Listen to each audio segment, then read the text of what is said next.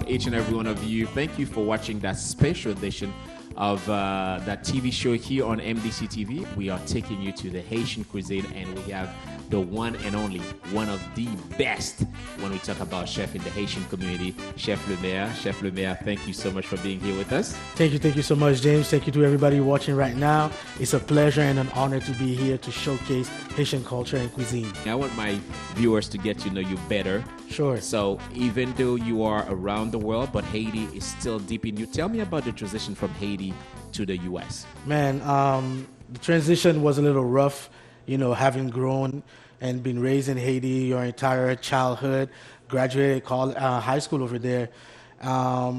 So moving to the United States was a little tough because I moved by myself. I didn't have any immediate family with me. Wow. But thank God I had a community around me, and we stayed true to our roots and our culture. So we always kept eating and practicing some of the same values and traditions that we had back home. And after 24 years now, I can say that, you know, I am more Haitian than I ever been. You wanted to become a chef because you wanted to cook what you want to eat, and when do you want to eat that? Tell us about that motivation. Yeah, I don't know if I wanted to become a chef because, you know, growing up in Haiti around those years in the 90s, early 90s, culinary arts was not really something prevalent in the island. But I knew that I wanted to be able to cook for myself what I wanted, when I wanted, because if you're familiar with the Haitian culture or any Caribbean islands, for God's sake, breakfast, lunch, dinner, right? So there was no in between, or whatever they fed you, that's what you had to eat. So being that I love food, you know, I just paid attention to what they were doing, whenever they were cooking the dishes that I love. And I would just go in the kitchen and replicate that, try to make it. And along the years, I became more increasingly passionate about feeding people, not just myself, but I used to feed my friends. But that's how it started, you know. Not until I started actually in the culinary program did I find out that that's what I really wanted to do. Tell us more about, you know, when you're traveling around the world and you said, you know what, okay, I need to make them taste the best Haitian cuisine. I would say that it all starts with the foundation, right? Epis. I'm always going to say, you know, top 5, epis. Epis is what is the foundation of Haitian cuisine. It is quintessential to our flavors, right? Epis is a French term or Creole term, but it means spices, right? So we have permanently thyme, scallions, parsley, Scotch bonnet pepper, some cloves, some onions, some garlic, some sweet peppers. And what it does, it not only marinates and seasons the food, but also for proteins, it breaks down some of the muscles. So I didn't have anybody that I used to look up to. I would say probably my mom, my grandma, just looking at what they did and remember, you know, one good thing about your memory senses, it helps you achieve certain things also. So that's what I use as my guideline to find these flavors that brings me back home. So I didn't have any access to anything like that. So I feel that it's my duty, that I've been fortunate enough to get the education, to work in the industry for so long, and I've gathered so many experiences and knowledge. So why not give it to the next generation, right? Make sure that the next generation has access to people that they can relate to, right? Somebody sees me, oh my God, he's a Haitian chef. I'm a Haitian descendant also. If he can do this, so can I. And on top of it, the other side of it is also, if you want people to appreciate your stuff, you need to showcase it, right? So my duty is, as a Haitian person first, is to make sure that anybody outside of the Haitian community gets to know, understand, and experience Haitian cuisine as well. Soup joumou, man. If it's not made the way it is, the soup joumou is, you don't want to call it soup joumou, right? Especially. Let me grab the joumou, by the way, when you talk. I don't want to mess up the prop right here. This is there we go, calabash squash that we use that is grown in Haiti. You don't make soup joumou with any type of squash. right? Any type of pumpkins and stuff like that, you want to use this varietal because of the flavors, and it also have a little sweetness to it, Okay. and the earthiness to it. So, but soup jumeau, man, it was the dish that our forefathers were banned to consume back during the time of slavery. And because once we got our independence, we said, you know what? We never used to eat this, so we're going to consume this every January 1st. January 1st is our Independence Day, and it coincides also with the New Year. So this is what we consume. It is pretty much a rich soup that has starches, ground provisions, meat, cabbage. So it's a one-pot dish, pretty much. Along the years, there has been some variations because, number one, of accessibility and also the region. Some regions, they put rice. Some regions, they put pasta in it. Some regions, they don't put nothing, no pasta, no rice at all in it. Some people, they use meat. Some people don't use meat. So it varies. There's no, oh, this is the only way to make it. As in any other culture, you know, food, depending on the region, on the area it is made, it varies, right? So with soup jumeau too. But at least once you have the base ingredients in it, you got a good way to start. Chef Lemaire, thank you so much for being here with us, but I know you have a special message for young Haitians. You have to stand out, be humble, be always ready to learn, and just keep working hard. You know, don't think about gaining success overnight. Success doesn't happen overnight. It's a long process. I've been doing this for the last 20 years. So if you see me now, it's not because, oh, I was doing this, I was just graduated last year, and oh, boom, I'm already celebrity. There are one-off situations, you know, even in music, the sports industry, but the key thing is to learn, be humble, be always on time and before on time, so you can stand out, so they can see that you are reliable. There's no such thing as a reliable, a great chef that is not reliable. They need to count on you. Yeah. They know that you're going to be there on time, do what you need to do, and go above and beyond. Wow, words of inspiration. Thank you so much, Chef Lemaire. So now, ladies and gentlemen, this is the moment where you will witness Chef Lemaire in action, showing us some of the best Haitian plates that we have, Haitian dishes. Today, my pleasure is to talk to you guys about Haitian food, culture. What we're doing today is something that is very significant to us in Haiti, and it's pretty much right around the corner. So, you know, like we like to say in the Haitian community, soup jumeau season is coming. Like you like to say winter is coming, we like to say soup jumeau season is coming. Soup jumeau is pretty much a pumpkin soup that we do back home. And any Haitians around the world, if you know a real Haitian, and January 1st, which is our Independence Day, this is when we cook soup jumeau, and that's all we consume throughout the day.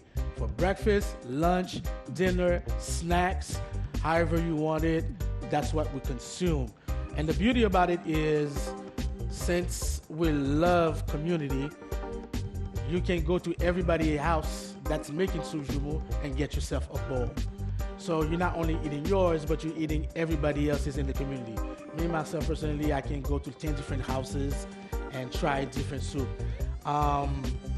Just like any other culture, food in Haiti varies based on regions.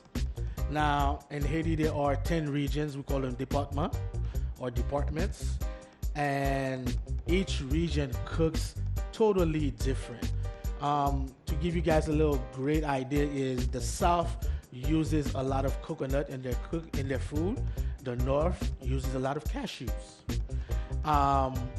But the main thing that brings all of us together is the spices that we use, the epis, which is the holy grail of Haitian cooking. You cannot cook anything Haitian and don't have epis in it, right? We add it to everything. It's like that commercial. I put that on everything. You guys familiar with that commercial? No? Yeah, you guys are a little young, huh? Okay. But epis, we use it in everything pretty much. It is the base of our cooking. There are two main purposes of the epis. Number one is to marinate and season. And number two, especially when you're using proteins, it helps break down the muscles. Back then, we didn't have access to the premium cuts of meat that we have now. So a lot of the proteins that we used to use, we had to really make sure that they're broken down. That's why there's a lot of braising in Haitian cuisine. Things takes for a while because you want to make sure that you're not chewing on anything. You want to make sure that everything is soft. So we didn't have access to that. So soup jumeau is our way of saying, right back at you, white man. Sorry, no pun intended. But that was our slap to the colonizers because we were forbidden to consume soup jumeau during time of slavery. So when we got our freedom, our forefathers said, hey, let's consume soup jumeau every January 1st as our commemoration of our independence. So that's why we make it. There's a specific variety of pumpkin or squash that we use in Haiti. It's called calabash squash. It's very different than, as you guys know, all squashes taste different, come in different shapes. So I don't have a whole piece because I had to use some of it for the soup for you guys to consume. But it pretty much looks like this. The skin is really tough, and the flesh is really bright. If you guys see it. So this is the variety that we use back home, just because it has a different type of flavor. There's a little sweetness to it also, and it's pretty much the only pumpkin squash that we grow in Haiti. Quote me on that, but don't quote me on that. You guys are cold here. You guys cold? You guys turn up the heat? No? You guys good? You guys hungry? Oh, okay. Let me stop talking. Let's get to it so you guys can eat. But like I said, epis is the quintessential part of Haitian cuisine. It is the mother of every dish, and it is something that traditionally, back then we used mortar and pestle. You guys know what that is, right? Mortar and pestle? Okay. So that's what we used back then.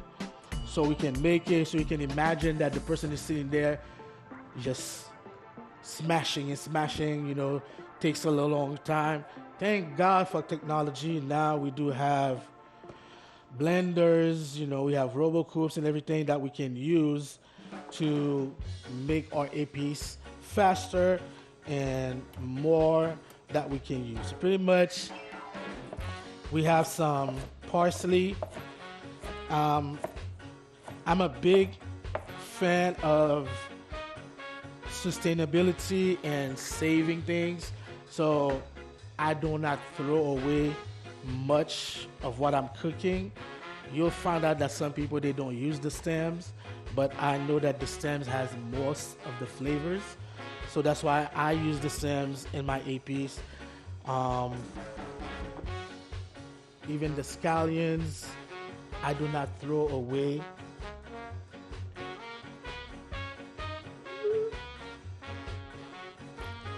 Look at that. So even these parts of the scallions, I do not throw away. I use them also when I'm making it. So it's thyme, parsley, scallions, some scotch bonnet pepper, some garlic, and also we use whole cloves. Whole cloves are another ingredient that is very prominent in Haitian cuisine. It also goes almost in anything that we're cooking except for sweets. But any savory dishes that we're doing, we use whole cloves. We use it whole. I like to add a little bit in my epis also. Um, Haitians love to say that whole cloves are like a kryptonite because once you eat, because we like to use it whole and we put it in the dish, and God forbid you bite on it. So the flavor is amazing, but biting into it is a different story.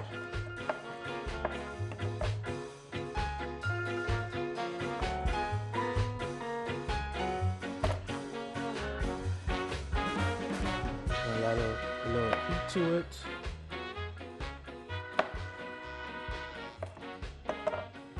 With the seeds, I'm a big fan of heat, so forgive me.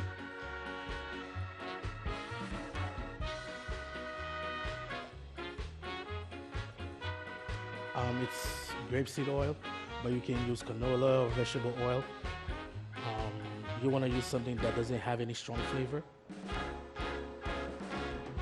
So when you're making epis, this is the base, right? Scallions, thyme, parsley, garlic, scotch bonnet pepper, cloves, and depending on what you're about to cook, you can add some lime juice or some white vinegar to it. You got some oil into it. Some people like to add salt. Some people don't like to add salt based on because you never know what it end up being used for. So you don't want to put salt and then somebody don't remember and they add too many salt at the end, right? But I like to add just a little bit just to bring out the flavor. You know, salt brings out so much flavors. So we're just gonna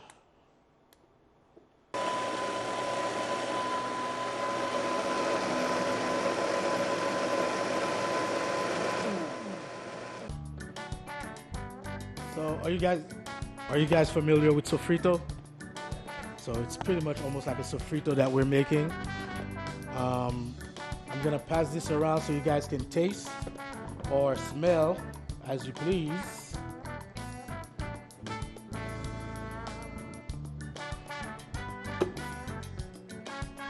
These gentlemen are gonna pass it around, smell it. You guys probably have some spoons. You guys wanna taste a little bit so you can have an idea of what the flavor is, right? Now the next steps in making the soup jumeau is we want to make sure that your pumpkin is cooked, right? What I like to do is when I'm cooking the pumpkin, I cook it in some vegetable broth. I add some extra herbs and spices to it also because we're building flavors. And everything that you guys are cooking, you want to make sure that you're building flavors so that whenever anybody eating your food, they can enjoy it throughout, right? So we'd have some pumpkin that we cooked earlier, so we're just gonna finish it off. I have some beef. We have some chuck and also some ossobuco that we had marinated overnight. And we're gonna sear it and build from that point on, right?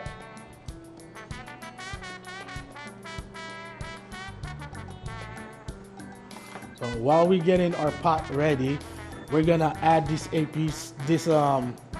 pumpkin to the blender. It can go right in the same blender when you did the epis in, because at the end of the day, we're looking for these flavors. We have some vegetable broth.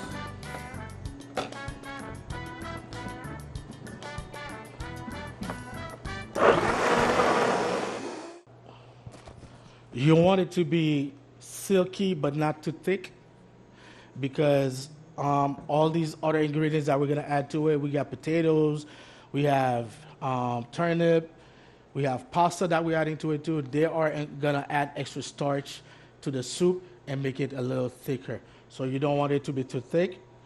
You just want it to be right there, and then you can play around with your stocks to make sure you adjust. Now we got a pot going on.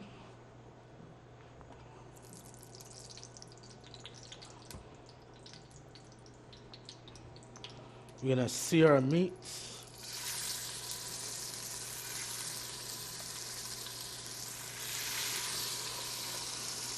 And One of the things also that we like to do is we like to use the pieces that have bones, because the bones also add the collagen that makes it thicker and also adds extra flavor, right? So you just want to have a nice sear on the meat, and you're going to build from there.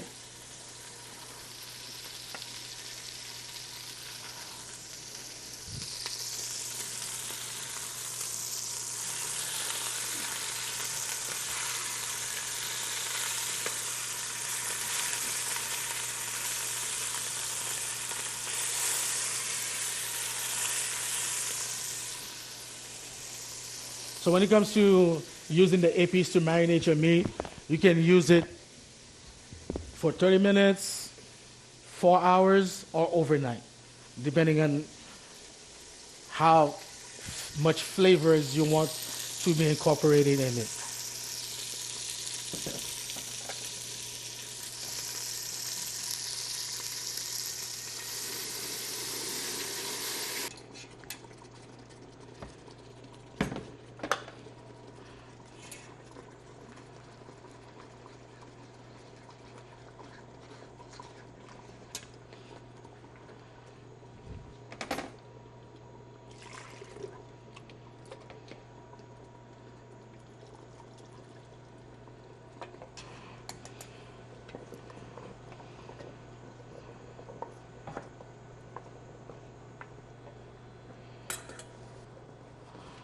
Okay. Now, what we're gonna do is we're gonna do a mock-up bouquet garni. We're gonna use thyme, parsley, and we're gonna use these leaves. If you can pass these around. Are you guys familiar with these? All right, all right. So if you're not familiar with it, I'm gonna pass it around, and you guys can smell it.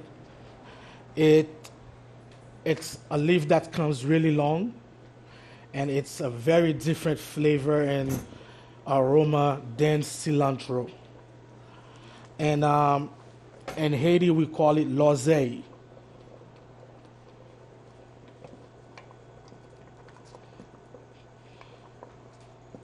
Okay?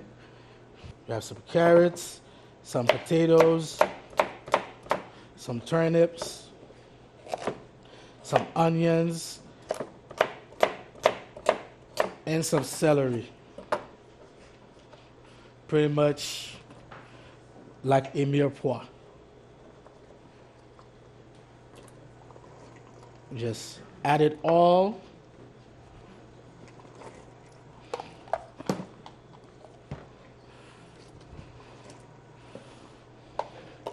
To the soup.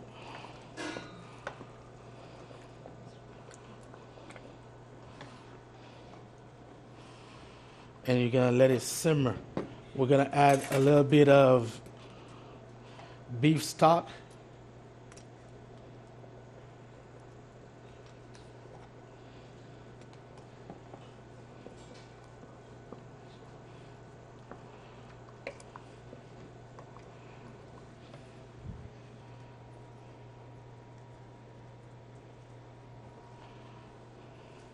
So you want to add all these herbs inside of it. And last but not least, unfortunately, I didn't have any Scotch bonnet, but we have these chilies. Have a really nice heat to them too. And you guys are familiar with onion clouté? No? When you're doing bechamel, we take a piece of onion and you put some cloves on it? Okay. So instead of using the onion, we use the pepper and we add the cloves to it. Now, like I said earlier, one of them might slip out and end up being in the soup, and you're eating, you're enjoying yourself, and don't realize that you're about to bite into a piece of clove. So that's why cloves is loved but also frowned upon in Haitian cuisine. And when it comes to adding the cloves, don't be skimpy and don't be scared. You can just load it up and just add it to the pot. So at this point, you don't want to mix it too much because you don't want to break anything. You want to let everything simmer and get soft to where it is supposed to be. And the last two things that we do add, well, one of the last two things is cabbage and the pasta. We like to add the pasta towards the end so that the pasta can cook in the soup broth and also catches all those flavors that we're looking for. And last but not least, unsalted butter. There's this type of butter that we use in Haiti. It's called béchamel. It's borderline, what I would say, looks like a highlighter. That's how yellow it is, right? It's like a vest the workers wear when they're working in construction. That's how bright it is. We use that butter. Don't ask me what it's made of, what's in it. I have no idea. But I know that's what they use to add extra flavors to the dishes. They use it to add to the sauces, to the soups, to the rice, whatever it is. But we're adding some butter to it just to bring out some more richness in the soup. And you just want to let it cook down until the soup reaches the flavors and the consistencies that you guys are looking for. And if you see your soup is a little too thick, and especially in the beginning, you want to add some more stock to it, because as it cooks, it will get thicker and thicker. You don't want to eat porridge. You want to eat a soup, all right? A little joke, especially for my Haitians or in the attendance. Sometimes I see some people posting soups on the social media, and it looks like baby food. That's how thick it is. It's not supposed to be that thick. It's not porridge. It's not cornmeal. It's not maïs moulin. It's soup, right? You guys know what maïs moulin is? Anybody knows? Okay. Maïs moulin, it's polenta. Right? It's one of our most beloved dishes in Haiti, or for the Haitian community everywhere. It's something that we use in lieu of rice. So we make it, you can make it with just like red beans and polenta. Jonjon, anybody familiar with jonjon? Okay. Black mushrooms, black dried mushrooms that we have. They grow specifically in Haiti and nowhere else in the world. We use them to make our rice, to flavor, to make sauces and stuff like that. So with the polenta also, we added to it just to get a different feel. So you're eating, instead of the rice, you're eating the polenta, right? I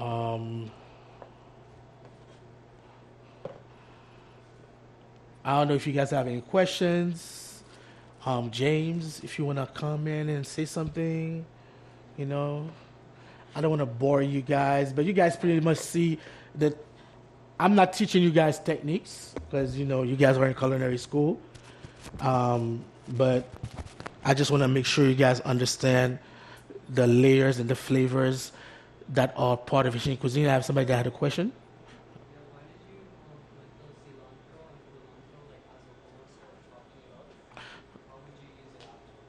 Oh, the culantro. So I put it as a whole because I don't want to chop it. I don't want to have it in the soup. I just want the flavors, right? So that's why I put it in a bunch. And once the soup is done, you just scoop out, No, that's it. I like the taste of it myself in the soup, but some people don't like to bite into it. It's funny that we use epis and all that stuff when we're cooking in Haitian food, but if you garnish your food with some parsley or some stuff like that, the person will push it to the side as if it's unedible for some reason, right? But having been in the industry myself for that long, I was able to start appreciating things more for what they are than when I was growing up. So when I was growing up, if you had a little parsley in the dish, people would push it to the side because, I'm not going to eat this fay. Fay means in Creole leaves, right? So we call them leaves. But we use them to spice up the food for some reason. Doesn't make sense to me, but nothing in life really does all the time. Yes. In the classical Philly, we use that onion piqué in our best. Yes. But I saw you had, was it a serrano piqué? Yes. That sounded delicious. Yes. Does that have a name? No. I believe, if I'm not mistaken, they did that because they don't want too much heat, but they want the flavor of the skin. And also, they don't want the cloves to spread around the dish. But, some gonna slip out regardless, right?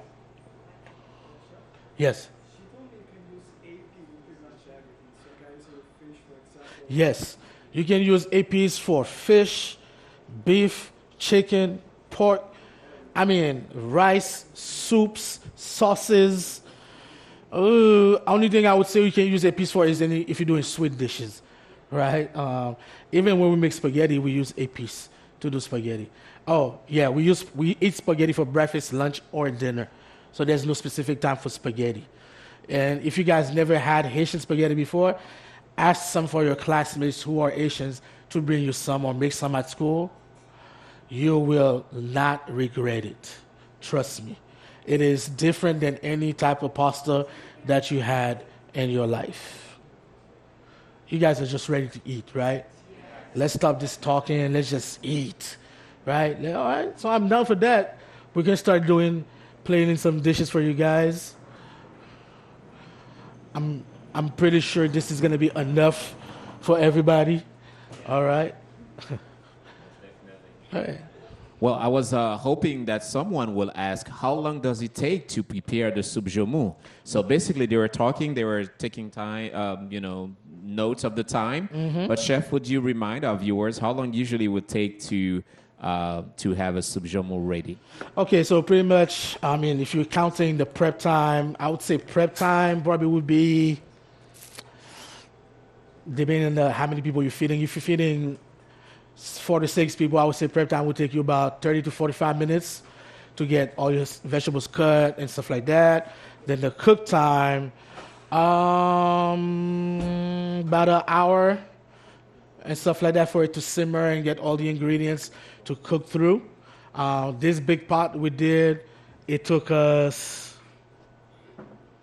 about three and a half hours. Yeah, so the vegetables can get tender. Good thing also about technology is we have pressure cookers. So the meat, we were able to cook the meat in the pressure cooker, so it didn't take too long for it to go cook. But if you're doing it straight from this stage right now, it will take a while. That's why you have to also be careful. You don't want the soup to be too thick from the jump, and you don't want to keep your heat too high because the bottom of the pot will definitely score, and you don't want that. I noticed that in the Haitian culture, usually on January 1st, the soup joumou is ready by 9, 10 o'clock. Does that mean that our parents, they usually do that the day before, or they can start very early in the morning, so by 9, 10 o'clock, people don't have to wait, you have the soup ready? Most families, they start cooking the soup joumou since midnight. Right? They start cooking since midnight, and then at some point, they just leave it on the stove on low, covered, and they let the magic happen by itself. And should I remind our viewers as well, we have soup the whole day. So you start eating soup at 9, by 1 o'clock, you're hungry again, you go back. With bread. With the bread With as the well. bread. Yes. We like to call it Haitian bread. It's a very dense bread that they make. And we call it Haitian bread because it's very dense. And you use that to eat throughout the day, and that's what's supposed to hold you. And you can eat as much as you want because that really can hold you throughout the day. So you're gonna keep eating throughout the day, keep eating throughout the day. Chef, while you are here, I know that we are live here. We're going to switch the camera right there so they can take a look at how they're making the dish together. Are we getting the shot right there of the soup that they're making over there on the corner? So as you see how meticulously they're using the plate to get the soup there. I don't know, Alfonso, if you can switch right here, pen right there, maybe with the light. Okay, it's very difficult to see. So you will see how they're making it. This is the same way that we make the soup, to serve the soup, should I say, in the Haitian community as well. And usually when we do that, you'll find that some communities, they gather together on January 1st, and different, I would say, elders, the women elders in the community, they will make the soup, and they would serve it typically like this to the entire community. We call that kombit, which is a term to mean gathering. So kombit, and everybody's just eating together throughout the day. Music is playing, kids are playing around, and we're eating good food, and we're enjoying the New Year's and commemorating also our independence. That's right. I will let them enjoy the soup joumou for now, and I'll step out, and I will come back later to ask them a few questions about the taste, the experience that they are having now. Thank you, Chef. Thank you.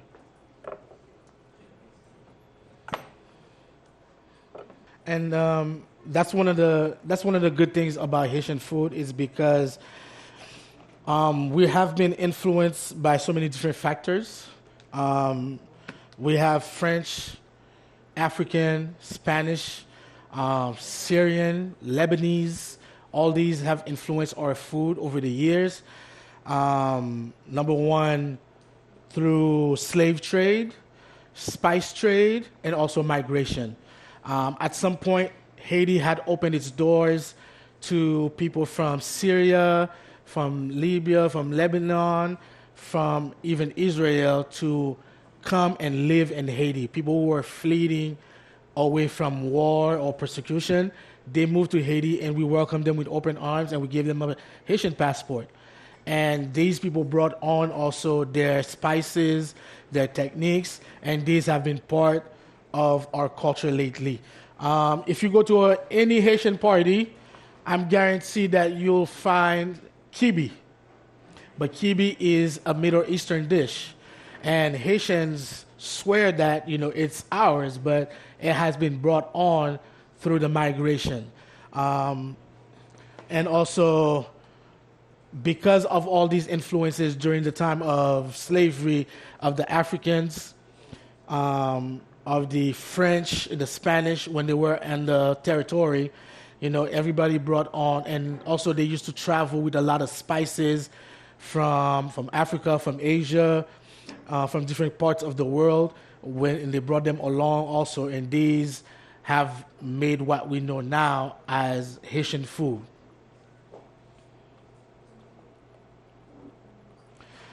Yeah, one second. But also you'll find a lot of similarities in Haitian food throughout the Caribbean, right?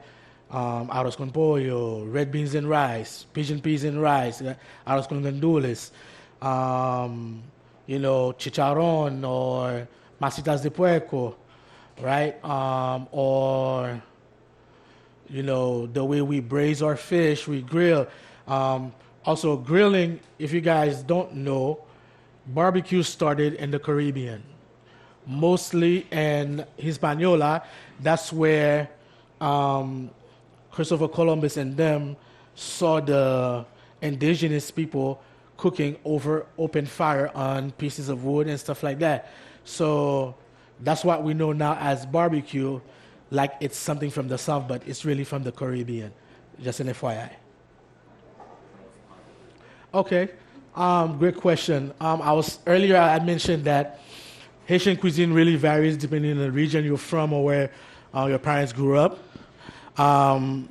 Beautiful thing about it is you might be in a neighborhood and there are 10 or 15 different households, and at least 10 to 12 of those households cook their food totally different, depending on where their parents are from or what region of the country they come from. I grew up in Port-au-Prince, Haiti. I can trace some of my families down to the south of Haiti, which is Kai, Jacmel. There's Petit Guave, Grand Guave, you name it. But I would say that food from Port-au-Prince, fritai, really. Fritai means fried. So it's a combination of fried foods that we do. So it's a fried pork, we call it griot, the fried plantains that you guys know also as tostones. We call it banan peze in Haiti. Funny thing is, I was in Dominica last week, and they call fried plantains banan peze also. They were heavily occupied by the French and the English at some point. So like 10 years under French dominance, 10 years under British dominance, and at one point under British dominance only until they became independent in 1971 or 72, I forgot. But say my region, that's what it's really known for the fritai. Also the dirijonjon, which is the black mushroom rice. I'll be honest. There's nothing to brag really much about the West food. The food from the other regions are more adventurous. The ingredients that they use, because also you have to remember people have to do with what they have, right? You can't live in the mountains and expect that their main dish is a seafood. If they tell you their main dish is seafood, run away, right? Because you'll look for more cattle, for gamey meats and stuff like that in those regions. I mean, thank God for our ancestors who, well, it's something that we adopted from the French also, so let me make sure that, velouté, but like I said, we didn't have the best cuts, the best access to the best ingredients when we were in Haiti. So during the time, so they had to do with whatever they had. They had to get the tough cuff of meat and stuff like that, and then just throw the vegetables whole. They didn't have any techniques to do any little brunoise, and stuff like that. So we just dump it in. It's a one-pot dish that you enjoy. And, for some miraculous reason, all these ingredients mesh well together. And this goes for any food we have around the world. It's somebody decided to chop down this big tree and say, oh, this is cinnamon, right? If you guys are not familiar, cinnamon comes from a big tree they chop down, and they take the bark and they let it air dry outside, and as it's dry, it curls up, right? So it's not like something that you just come off a branch and break down. They have to really manufacture. Who would have thought about that, right? So thank God for these people back then. Yes, sir. That's a great question. Epis in the fridge can last for a while, but what I normally suggest to do is, if you make epis by batches, get these ice cube trays and pour them in it, right? Pour the epis in the ice cube trays, freeze it, pop them out, put them in Ziploc bags, and you have it for a very, very long time. I have some in my freezer right now. They've been there for the last 3 months, and they're still good. So I'm not sure how long the shelf life would be for it in the freezer, but this is the best way for you to conserve certain things. Even when you're using tomato paste as well, and you use the big container or whatever container you're using, you don't want to waste the rest. Freeze it, put it in a Ziploc bag or vacuum seal it, and you have it there for a long, long time. All right, so I hope that you guys enjoyed the soup joumou. So if you enjoy, clap once. If you want a second plate, clap twice. Wow. Chef Lemaire, it's 100 over 100, so congratulations, and I hope that we get more grants Especially Dr. Barry Gordon should have more work now to get more grants down so we can do more shows to showcase the Haitian cuisine to the world. So I want to thank Chef Lemaire for being here with us today, and thank all of you as well for being so enthusiastic and willing to learn. And now hopefully you can do your soup joumou at home. When a Haitian say, hey, this is the taste, you can say, no. Now we know the real taste of the soup joumou. I love the question about the epis. So now she knows and can tell, this is what we do. And hopefully next time we'll talk more about the banan pesé, we'll talk about the pickles, we'll talk about all the other aspects of the Haitian culture. We have the maïs moulin that somebody said that they know about it. We have the sauce pois.